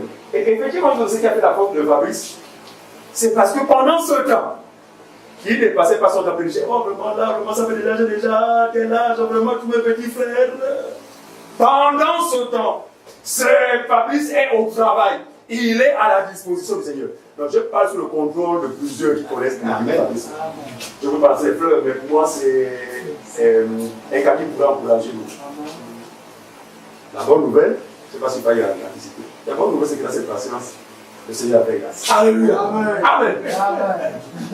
Alléluia. Amen. Amen. Il est bon. Parce que tu connais ces petits frères. Et avec des copines, des enfants. Alléluia. Et à la famille, on ne conseille pas de lui, il est ici. Parce qu'en général, les gens confondent la position que c'est du croyant avant le mariage. Ils nous confondent aux non-croyants qui ont des démons. Ah là, c'est incident, il n'y a pas une femme, parce que depuis là, vraiment, tous les petits frères, il n'en est rien. Alors, c'est différent que la parole de vie est en lui. Par conséquent, il espère en elle. Aujourd'hui, frère, alléluia. Même quand je ne dis rien, je passe mon chemin. Donc, vous avez dit qu'il y a un temps pour tout. Pendant ce temps, servez le Seigneur. Le Dieu qui vous a appelé, avec la petite mesure, la grâce qu'il a déposée en vous. Non, servez. Je dis aux gens, si Dieu les a Dieu donné, oh, qu'est-ce qui te tient à cœur? Ça n'a pas besoin. Seigneur, je veux la chez vous. Je vais de l'occasion. Amen. Je vous parle avec le cœur, non? Je dis, hein. Le cœur dit, oh, il est bien parce qu'il est marié. Attention, c'est un fait. Mais il y a d'autres aspects. En fait, il peut faire, tu sais comme moi aussi. C'est le bien, non? Jusqu'à Zakan. Depuis des années, quand les esclaves et les individus. Amen. Quand le 25 arrive, c'est d'abord. Il est assis, hein? Il attend. Il attend seulement 40. C'est jusqu'à Zakan. Mais regardez, c'est pour autant que ma foi va prendre un coup. Loin de là! Mais j'ose croire que le même Dieu qui m'a appelé, qui est conscient de ce que j'ai une famille, c'est lui qui saura combler ce besoin.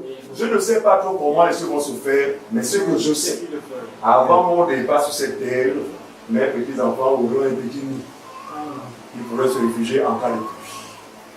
Je parle en homme qui espère en lui. Quelqu'un me dit, oh, il parle parce qu'il a les moyens. Vous ne pouvez pas il n'y a rien. Il n'y a rien. Quand tu regardes moi, tu vas d'abord la mienne qui est pour ça. Rien. Mais je sais. Ça veut dire que je ne sais pas trop comment ça va se passer, mais je sais que Dieu me fera grâce. Amen. Mais je n'en ferai jamais un souci qui pourrait m'affecter à un point où, sinon, pour moi, je ne fais pas confiance en celui qui m'a appelé. Oui, alors. Verset 12. Aux autres, ce n'est pas le Seigneur, oui. C'est moi qui dis. Aux autres, ce n'est pas le Seigneur, mais c'est moi qui dis. Si un frère a une femme non croyante, donc cela est possible, non? Oui. Que l'un des conjoints, que ce soit la sœur ou le frère, cela est possible. Mais ce ne sont pas des mariages que Dieu a unis. Mais il est possible qu'un frère ou une sœur dans le Seigneur soit marié à un monsieur ou à une femme non croyant ou non croyante. Vas-y, fais. Elle consent à habiter avec lui. Voilà. Admettons que je suis le croyant. Mon épouse est incroyante. Mais elle-même, je l'aime. Mais je me rends compte que, en fait, nous pouvons nous accorder. Je n'ai pas le droit de la répudier sous prétexte qu'elle n'est pas dans le Seigneur. Pourquoi? Parce que moi, je suis dans le Seigneur. Elle n'est pas dans le Seigneur. Mais elle consent à habiter avec moi. Bref, je me rends compte que nous avons des enfants et tout ça. Bref, il n'y a pas de mal en cela. Ce n'est pas pour autant que tu vas aller en enfer. Parce que tu vis ou tu es marié à un incroyant ou à une incroyante. Il y en a qui sont allés plus loin, ça dit même que non, normalement, même pour servir le Seigneur, il faut nécessairement que ta femme soit dans le Seigneur. C'est faux! Parce que Dieu appelle qui il veut. Et d'ailleurs, le jour de l'enlèvement, plusieurs parmi les couples seront confondus, en ce sens qu'il y en a parmi les convaincus qui resteront. Voilà! Il faut se le dire. Ensuite. Voilà. Et qu'elle consente à habiter avec lui. Oui, il ne la répudie point. Parce que vous êtes mariés. Et si une femme a un mari non-croyant qu'il consent à habiter avec elle, elle ne répudie point son mari. Très bien. Donc, vice versa, continue. Car le mari non-croyant est sanctifié par sa femme. Et la femme non-croyante est sanctifiée par le mari. Autrement, vos enfants seraient impurs, tandis que maintenant, ils sont saints. Regardez, attention avec l'interprétation de l'Écriture. Le corps est estimé que si moi je suis sauvé, même si mon mari n'est pas sauvé, en tout cas, comme de moi, il est sensible, il est saint. Ce n'est pas ça. Ici, la femme croyante, ou la femme non croyante, est sanctifiée par son mari qui est croyant. Autrement dit, la femme incroyante est plus proche de Dieu. Autrement dit, cette personne a l'opportunité d'être en contact avec la parole de Dieu qui est susceptible de sauver. C'est dans ce sens-là, en fait. De même vos enfants. Parce que comme je sauvais tous mes enfants d'emblée, le salut est une grâce qui n'est pas donnée à tous. Mais c'est une grâce, je dis pas mes enfants, mais c'est une grâce d'avoir un papa qui a la parole, des parents qui ont la parole, parce que vous êtes très proches de Dieu. C'est cette occasion. Vous parlez comme les hommes, vous dites que vraiment, Dieu ne fait rien pour rien, ça dit que s'il a permis que vous soyez dans cet environnement, il se pourrait qu'il ait un plan. Amen. Ici, c'est pour ça. Donc il n'en est rien que non, comme toi tu vas être sauvé à cause de moi parce que je suis chrétien. Si tu n'es pas ça, tu dois aller en enfer. Le salut ne passe pas par ça. Mais la personne a la grâce d'être très proche de Dieu, par ton canal. Toi qui as la lumière. Comment tu fais? Verset 15. Oui. Si le non-croyant se sépare, qu'il se sépare. Pourquoi l'apôtre Paul prévoit cela? Parce que l'apôtre Paul a connaissance du mariage uni par Dieu et celui qui n'a pas été uni par Dieu. Il dit aussi que celui qui est uni de Dieu, frère, c'est un lien qu'on ne peut rompre. Mais là, curieusement dit, si le non-croyant estime. Si le non-croyant se sépare, il se sépare. Suite, la suite. Le frère ou la sœur ne sont pas liés dans ces cas-là. Est-ce que tout le monde comprend? Pourtant, c'est un lien définitif. Mais comme c'est un faux mariage, et souvent quand on est un non-croyant marié à une croyante ou un croyant, on fait ça. Pas l'exemple, ah non, toi et moi, vraiment, il faut qu'on se sépare. Ne pleurez pas. C'est Dieu qui va vous libérer. C'est Dieu qui le chasse. Ça va être bon. Même si c'est Dieu qui vous gardez. Mais la suite vient de lui. Mais cela ne va pas venir de vous. Encore qu'il y a des cas, on pourrait. Ouais. Mais je dis en général, lorsque le non-croyant veut se séparer de vous qui êtes un croyant, voyez la main de Dieu. Par conséquent, la séparation va être consommée. Vous irez au tribunal, mais pour Dieu, vous êtes un homme libre. Donc, apte à se marier. Je ne parle pas de remarier. Le mariage est comme le baptême. On ne se fait pas baptiser deux fois. On se fait baptiser une seule fois. Non, il faut que je dise, parce que je ne sais pas comme ça, c'est la confusion. C'est là, ça dit que comment je vais la danse chrétienne? Je fais la panique qu'on ne se fait baptiser qu'une seule fois. Moi, je vais la danse chrétienne. Et là-bas, on m'a baptisé. Donc, je vois plus l'importance de faire baptiser. À l'Alliance chrétienne, on n'est pas baptisé selon le Seigneur. Toutes les dénominations que vous voyez là, le baptême n'a rien à voir avec la pensée du Seigneur, parce qu'il n'y en a qu'un seul. Le baptême selon le Seigneur, c'est celui qui a lieu après que quelqu'un ait entendu l'évangile de la bonne nouvelle. Qui est cru à cet évangile, dès lors, ayant reçu le Saint-Esprit, vous êtes apte à vous faire. Dans ce cas-là, on ne parlerait pas que je me refais baptiser, mais je me fais baptiser. De même, celui qui était dans une alliance d'un faux mariage, en cas de mariage ou d'union avec quelqu'un d'autre, on ne parle pas de remariage. Chez les hommes, on dit que non, c'est divorcé. Mais chez Dieu, c'est quelqu'un qui ne s'est jamais marié. Et ce non-croyant-là, ce croyant ou cette croyante qui va être libéré par la non-croyante ou le croyant, bien ami, après ça, je ne vois pas l'intérêt qu'un personne qui vient pour aller chercher encore une Égyptienne. Après qu'il y ait des livrances, mon ami, on nous regarde pas les ensemble. On cherche la seule. Oui, le frère, la même famille. Vous comprenez? Donc, il y a, parce qu'on a tout, non, en Christ, ce n'est pas divorce. Mais les gens n'ont pas expliqué. Il faut expliquer. En Christ, oui, il n'y a pas de divorce. Mais dans quel contexte? Encore s'assurer qu'on est vraiment en Christ. Est-ce qu'on fait ça? Donc, il y a des cas de filles comme ça, mariées par le passé, c'est pas parce que vous êtes devenu, c'est pas parce que vous avez eu la grâce de comprendre que, parce que votre femme ne comprend pas que non, toi, maman, il faut qu'on se sépare, il faut qu'on divorce. Laisse. Continue avec elle, c'est ta femme, d'accord? Prends soin de tes enfants. Mais maintenant, un jour, si elle vient dire, ah, moi, vraiment, je dois me créer avec toi, ton appel de Dieu, là, m'embête. Tu viens seulement te le voir, la main de Dieu. Ah, c'est vraiment des livrances de gauche. Mais quand elle va s'en aller, continue à prendre soin de tes enfants. Oh, amen. Voilà. Même par amour naturel, en cas de ces besoins, tu peux toujours pouvoir, on entendait quelque chose aussi, quelqu'un. Bon, je ne sais pas, même pas parlant. Avançons. Dieu nous a appelés à vivre. C'est qui comme ça? Assurez cela. Dans le cadre du foyer, Dieu nous a appelés à vivre en paix. Pas les tourments que plusieurs traversent. Telle n'est pas la volonté de Dieu.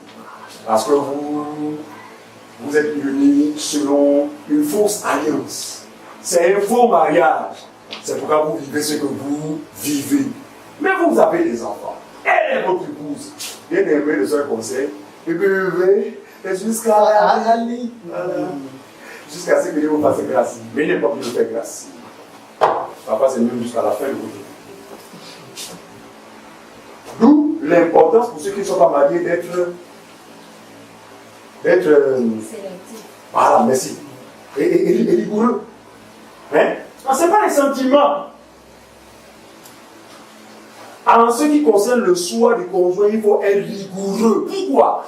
Parce que vous êtes censé vous marier dans le contexte qui est celui de Dieu. Où où il n'y a pas de divorce. Va-t-on rentrer dans la gueule de loup comme ça, c'est trop facile. On prend le temps. Si le loup ouvert sa gueule, il y a dedans, je n'y vais pas. Et c'est souvent pendant les temps d'observation qu'effectivement Dieu permet que la nature. Parce que, attendez, quand il est vers vous, là, mon ami, c'est l'agneau.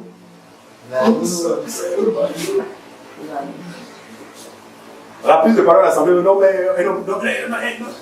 lui explique notre mariage à ton mariage. Vous savez, le Seigneur quitta. Mais quand il quitta là, c'est parce que la soeur. Mais la soeur ne serait pas justifiée par cela. Elle va laisser le temps, et c'est le temps qui va révéler ce qu'est réellement se fait. Est-ce qu'on comprend? Donc, éprouvez les relations. Éprouvons les relations. Non, éprouvez, parce qu'on est déjà sorti de l'année. Allez, nous on est déjà sorti. On a fini avec ce dossier. D'accord? Éprouvez avant de vous jeter dans la gueule du loup. Souvent, beaucoup de personnes se plaisent à vivre avec des inconvertis, soit disant avec les chrétiens, mais là, le fond, souvent, elles ne sont pas les enfants de Dieu. Je ne vois pas, non, je ne sais pas des gens non mariés. Mais vous vivez avec quelqu'un, d'accord, qui pour vous a promu le mariage et vous vous sentez à l'aise dans cette situation-là. Il faut vraiment examiner ta nature. Quelle est cette nature qui va se plaire, non pas avec quelqu'un avec qui tu as un lien, mais il n'y a même pas de lien, mais tu prends plaisir à entretenir une relation aussi pour vous avec la personne. Question numéro 1. Alors, t'es bien parce que c'est ça. Car que sais-tu, femme, si tu sauveras ton mari? C'est dans le sens où on a dit que la personne est plus proche de Dieu, on ne sait jamais, il se pourrait que parfois la personne soit sauvée. Continue. Ou que sais-tu, Marie, si tu sauveras ta femme? Continue, frère. C'est tout verset 16. On commence à dire là, parce que le deuxième cas, c'est les cas d'une personne. Voilà un peu, globalement, la volonté de Dieu en ce qui concerne le mariage, la phase et nos questions. Comme je disais tout à l'heure, nous aurons l'occasion de convoquer et les fiancés, non, ceux qui sont proposés, les fiancés, les personnes mariées, en présence effectivement de ceux qui pourraient être pour nous des personnes expérimentées dans ce domaine, notamment Maman Françoise est mariée depuis des années, ma belle-mère, Maman Astrid, qui aussi a mis beaucoup de temps avec son mari avant son départ, donc c'est des gens qui ont, en fait, non, Janice, collez-moi des mamans comme ça, collez-les. Ma soeur Gabi, collez les mamans ainsi, collez les mamans Françoise, collez-les. Parce qu'elles sont de l'expérience. C'est la Bible le commande justement aux mamans âgées, effectivement, d'encadrer les jeunes sœurs. Voilà. Donc, collez-les, soyez libres avec elles, et vous aideront certainement dans pas mal de questions auxquelles vous êtes, confondus. Alors, rapidement, voilà. Donc, nous aurons une réunion qu'on va convoquer à l'accord avec les anciens. On va se retrouver. Alors, vraiment là, je vais mettre un t-shirt parce qu'il faut qu'on parle, il faut qu'on se défoule. D'accord? Vraiment, on va parler avec les vrais mots et tout ça. On va donc je pense que c'est la vérité. Donc, rapidement, des questions rapidement en rapport avec le mariage. Vite. Des questions en rapport avec le mariage.